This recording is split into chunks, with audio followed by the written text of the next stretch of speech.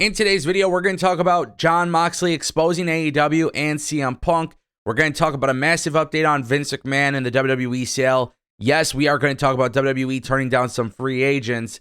And of course, we're going to kick things off with our first story of the day. WWE decided to have Solo Sikoa lose his first ever match, and Twitter is throwing out the word buried. And I don't know if wrestling fans have lost all ideas as to what the freaking word buried actually means. But in case I need to remind you, he's not buried, okay? Solo Sikoa was pinned for the first time in WWE and on the main roster. And honestly, Solo Sikoa losing to Cody Rhodes, the more and more that I think about it, it's the right decision. It's the right call. There's nothing wrong with it. And, you know, I think long-term WWE has a plan for Solo Sikoa. I think there's some major layers to the Bloodline storyline. So if you're paying attention to it, Solo Sikoa, part of the Bloodline, the storytelling keeps going. And to be honest with you, I stand firm on what I said during my post show. When I look at guys like Grayson Waller, and I look at guys like Braun Breaker and Carmelo Hayes and Tony D'Angelo, I look at guys like Austin Theory, I look at so many talented people on that roster. This man right here, Solo Sikoa, is also on that list. He is a future star in the WWE, and I'm just glad that they didn't have a drawn-out storyline about this guy with an undefeated streak. The story was never really about the streak to begin with, so I'm just glad that's the case. I don't think anything here diminishes Solo Sikoa, but nonetheless, I just wanted to talk about it for a second. Now we got to talk about Vince McMahon and a huge WWE sale update. Guys, when I tell you this news is quite insane, it is quite insane. David Faber on CNBC this morning was talking about the WWE sale process, and he says that it's going quite well. He says it should conclude in the not too distant future, and he also noted that a concern is if Vince McMahon wants to stay involved. But he did play Nick Khan's response last month, which was when Nick Khan said that Vince McMahon will not be involved if he is not asked to be involved. If he is asked to not be involved, excuse me. So, yes, the idea is that the sale is going to be completed very, very soon. Who is the company? Who is the people? Who are the people buying the WWE? Obviously, a lot of fingers are pointing to the Saudi Arabia Investment Public Fund based on the previous reports. But, you know, I at this point, I don't know how I feel about a WWE sale. And I was talking about it with my friends this past weekend. And the big concern is obviously media rights. You know, WWE has the Peacock library. Whoever buys the WWE at any point in time could say, look, we don't want this library. This stuff doesn't align with our brand. We don't want this publicly made. We're going to throw it back in the vault. It's going to be really interesting to see who buys the WWE for that reason. I know a lot of people are dialed in on the creative process, but if I just had it my way, my preference, just from the outside looking in, I've said this before, I would just rather see NBC own it. NBC own it. Keep Triple H in power. Keep William Regal. Keep the guys who are making this incredible television because, listen, WWE is killing it right now, okay?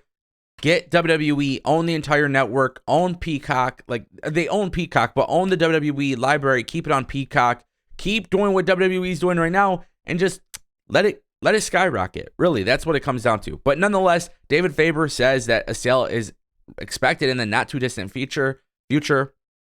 We got WrestleMania, we got Backlash, we got Crown Jewel. Well, actually, I apologize. It's not Crown Jewel anymore because it's King and Queen of the Ring. But they'll be doing their show in Saudi Arabia. So the good news is there's a couple pay-per-views. I suspect that it's probably going to be announced by May. I think that would be very realistic. WWE's been trying to, you know, expedite the process. Let's see what happens. I'll keep you guys updated along the way. Something massive we got to talk about, though. It appears that WWE has decided not to sign The Righteous. Now, if you guys don't remember, Vincent and Dutch were seen in the crowd at NXT. We saw that there was the reports that came out that they were trying out for the WWE. Now, Dave Meltzer, while speaking on the Wrestling Observer Radio, says when he was asked about Vincent and Dutch, he just simply said that WWE decided against signing them. So now, if this is true, if Meltzer is correct here, that sucks, obviously. You know, and the thing is, I really like these. I like these gentlemen. I think these two guys would have been great on WWE. Why did WWE decide not to? Maybe this is a case of WWE wanting to focus on their tag team division that they already have. Maybe this is a case of WWE looking at potential NXT call-ups in the near future and realizing, hey, maybe we don't need these guys. I don't know why WWE decided not to bring them in. Obviously, a lot of people, including myself, we have all hypothesized the idea of the Righteous being part of the Wyatt Six, which more than likely at this case, I would say probably isn't happening. But again, we're only going off of the validity of Meltzer's report, because if Meltzer is correct, it would make sense that WWE didn't want them. It just sucks that WWE didn't want them. My guess is that these guys are going to be in ROH. Yeah, I think Tony Khan bought ROH. They're very familiar with Ring of Honor. Tony Khan probably going to bring them in, maybe even as Supercard of Honor. That's always a possibility. I would not be opposed to them being in Impact as well. I think that would be a good spot. I think they are really talented to not be signed anywhere. You know what I mean? But I also have said this before, they should be on TV. So whether that's Access TV, whether that's TBS, TNT, USA Network, Fox, they should be on TV. With that being said, guys, I want to turn our attention to our final story of the day, because this one is a big one. And we're talking about Jon Moxley. Jon Moxley had quite a bit to say on the sessions with his wife, Renee Paquette. Guys, we're going to go through this. So he mentioned that it was kind of cool. So let me kind of break it down for a second. Basically, what ends up happening is they start talking about his contract status. So for one, he talks about his contract. He says that basically because he went to rehab, AEW extended his contract. Okay, nothing wrong with that. I mean, I thought AEW was the company that wasn't going to extend people's contracts, but then again, it's a business, and sometimes when you shit talk WWE too much, you start to do things like WWE. I don't know why it ends up happening like that, but that's just kind of the way it goes. So the first things first, his contract got extended. The second thing is, he was talking about AEW's issues, and he said this. I will say this. As an observer, it seems like I spent 8 years on the indies, did a couple years in developmental, and did 8 years in WWE. I have never seen so much bullshit drama in one place in my entire effing life. And this was in regards to AEW. Clearly, there is some sort of issue that he has with AEW, and it's really unfortunate because the fact is, AEW and Jon Moxley has always been looked at as the guy backstage for AEW. And I always say, you don't want to piss off Jon Moxley. He has pledged his allegiance to AEW. He ain't going back to WWE. He loves AEW. He wants AEW to work, right? Just like me. I want AEW to be successful. It is better for the wrestling business for AEW to be successful. But he is right. There is a ton of nonsense drama, and it's such bullshit because of the fact that in AEW, we should not be talking about the drama in wrestling. Wrestling fans should not be popping for backstage heat and backstage drama. It should not be a conversation at all.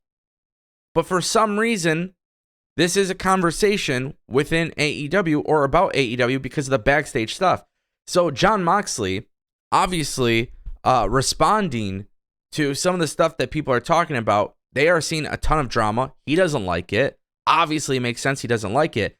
But then he goes on to say, for the entire summer, he was not even in contract with AEW. He says he could have gone into SummerSlam, WWE SummerSlam, and bring the AEW title with him if he wanted, because he was not under contract. When he talks about these issues or talks about these things that are being said, I really encourage you guys to watch the full interview. You can tell he is extremely passionate about it. He's extremely passionate about AEW. But at the same time, too, it's really important that you guys hear that for yourself. He breaks it down into detail, but it is it's a very comforting thing to know that AEW has people like Jon Moxley there. But then at the same time, too, it's like you don't want to piss this guy off because this guy, because he's pledging his allegiance to AEW. He's showing that he's loyal to AEW. He could have gone to SummerSlam with the AEW title belt, and that's not the case. But I want you guys to listen to the entire interview because he goes off on everything, and it's just, honestly, this stuff with AEW, I've been saying for a while it's a work because it doesn't even seem real that it could be possible But also, I've been saying too, I said, why would you want to work your audience into making your company look so bad? And I'm going to leave you guys with one final message. Tony Khan has been absolutely quiet about this. He was quiet when CM Punk was at the media scrum. He's been quiet ever since. He can't talk about it, doesn't want to talk about it. There's no comment on this. People at this point, people aren't even asking him questions anymore in regards to any of this drama. The media scrums, if this stuff doesn't get addressed, at least at the very minimum at a media scrum, those media scrums suck and they're pointless. Because at the end of the day, people are fed up with this stuff. They are clearly fed up about this stuff. And there is no reason as to why Jon Moxley should be going on a podcast talking about it. There's no reason why this should be happening in general. But that's kind of where we are with the entire situation. And I will leave it at that. Hopefully everything gets better soon. I'll see you guys next time.